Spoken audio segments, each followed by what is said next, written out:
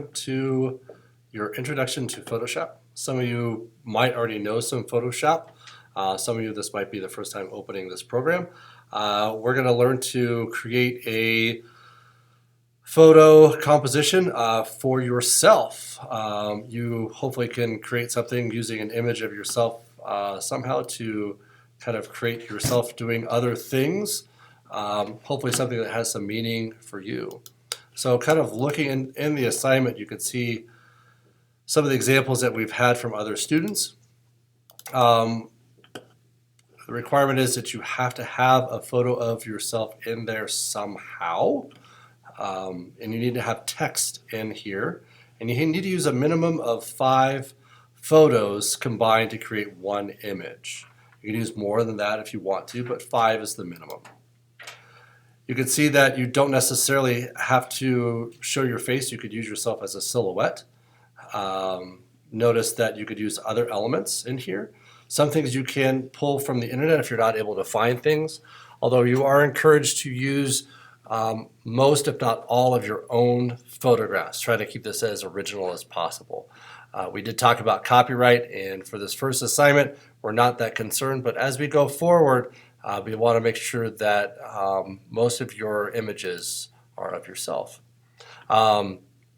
So for example, going back to this one, this was a photo this person took of the herb in her field behind her house. She combined this with some other photography and some other drawings that she did.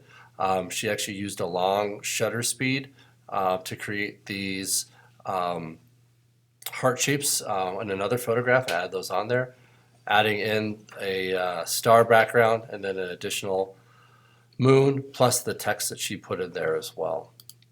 This person photographed herself on the green screen that we have. I'll show you how that works as well. And then this is actually a photograph of a polished rock that she had, and then a small bonsai tree that she had, kind of taking in some of these other little sculptural items that she kind of included in there too, including some text and some illustrations that she had in her sketchbook too. This person, most of this was from just putting the camera on the windowsill with herself actually clicking on the button, combining this with some text, some other design aspects here, some items found from the internet, combined with some drawings and illustrations. This is a picture of the antlers that are there, some trees in the background to create this one image. Notice that all of these images that are here do work really well, creating nice eye movement throughout the entire thing, a very complete composition of how they're put together. It doesn't look like there's 5 individual pictures just kind of slapped together on a page.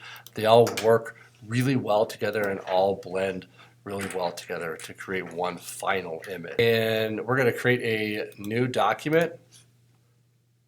And I'd like for you to try to follow this along as we go along too. Create that new document that's 10.5 inches across by 8 inches by 200 pixels per inch. It could either be landscape or it could be portrait. We're going to work in landscape right now. We're going to hit create that new document. This is the size that your final document should be.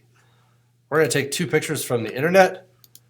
One, the Rock Dwayne Johnson here. We're going to take this picture and put this right into our document. The easiest way to do this is just to click on this image and drag it into our Photoshop, and there it is. It's placed, and notice it's created a new layer here, just like an Illustrator. That's here as well. We'll take another image here in a little bit, put this on top. But notice I can manipulate and move this around by using the same move arrow tool, very similar to Illustrator, by clicking and moving these things around. Okay.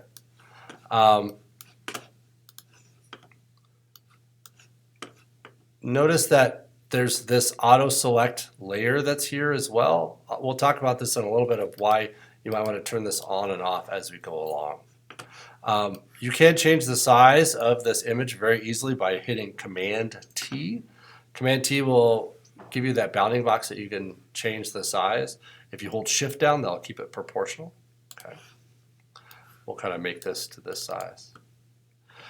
We're going to take another image to put this over the top of this next one that's here. You can take this and drag this right over the top too. Notice that this is over the top of this layer, okay? I can move these around. If I have the auto select layers on, what ends up happening is wherever I click, notice that it jumps to whatever I click on to that layer, okay? The problem is if I have this and it covers up this and I want to actually move this layer out of the way, I can't really do it because it will keep jumping back to whatever's selected. Make sure that you click off auto select layer. If you do that, whatever layer you have select, then it will move whatever's underneath that as well. Sometimes that helps a lot, okay? We're going to learn a little bit about layer masks and some of those other options that you might want to use for your picture. If nothing else, you could probably use layer masks to probably create most of your image, if not all of it. We're going to put this nice rainbow wig on the rock here. Now, for me to change the size to kind of know what size I need to make it, I can change my opacity here and change that opacity so I can kind of see through where it would be. Notice now I can change the size of this by going to Command T, shrinking this down, moving it around. If I want to rotate it, going outside those corners, still will let me rotate it. Notice I'm just kind of lining up this pretty awesome rainbow wig here, okay? And now I can bring my opacity directly up, okay? Now most people when they use Photoshop for the first time, they think, well, I want to erase most of this. Well, that's fine. You could actually use the eraser that's here and it will erase all of these items and things like that. But the problem is if you mess up, you can do Command Z, but you can only go back so far, okay? The better way to do this is actually use something called a layer mask. A layer mask works in a very neat way by clicking on this option here, which adds a layer mask to this. Notice that this layer mask is selected because it has this white bounding box around it.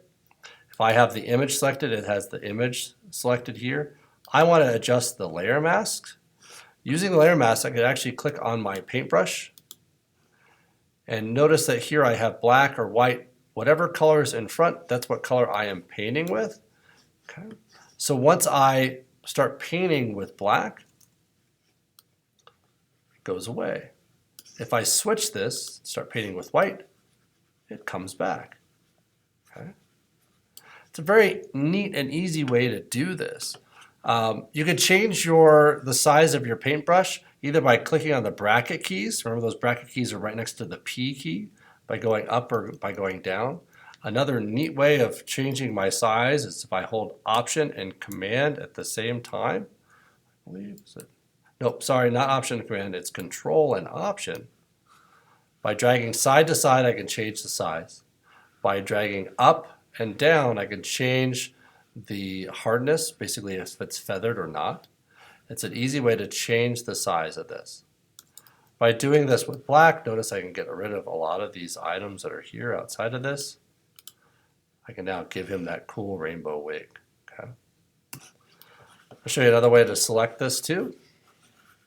Bringing this all back. There is my selection tool that's here. Okay. There's a quick selection and magic wand. We're going to use the quick selection first.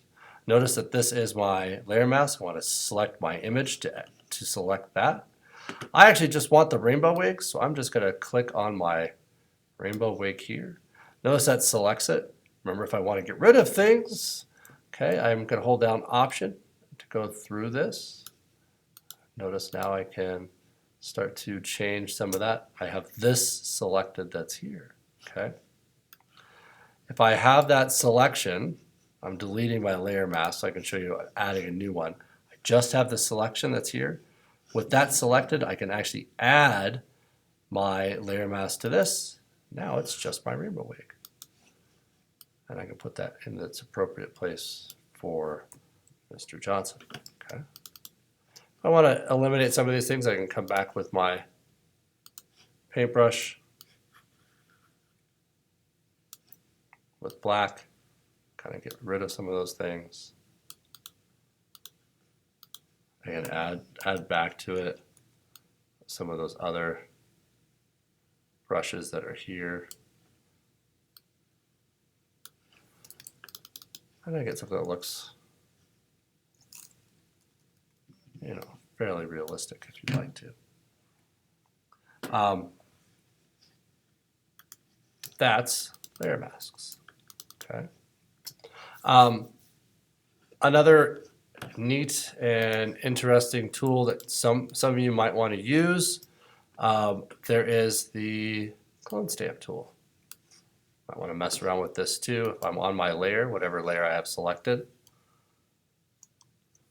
If I hold down Option, I get that mark that looks like a crosshairs.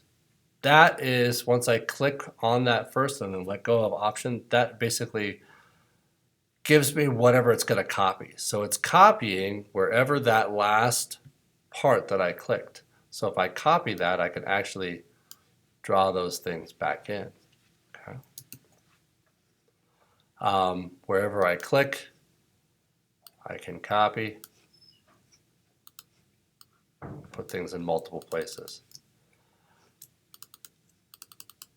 What I would encourage you to do is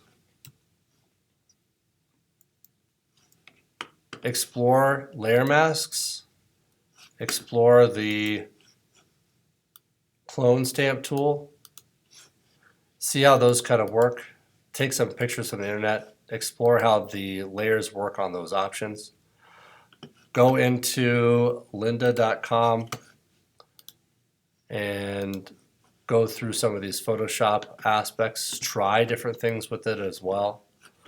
One of the other things that I would say to take a look at is there is a history panel that's here. That history panel will show you everything within, I believe, 40 steps of all those things that you've done. You can click back and it will show you all those aspects if you need to go back to where you've done things before. Okay, that will help you with where you need to go. Make sure when you save things, work in the RGB mode, save often, save multiple places. Have fun with this project. It's a project for you to kind of expand and explore different things. And remember, it is a self-portrait composition, so it should be about you. So have fun, enjoy, and we'd love to see what happens with all of these. Thanks.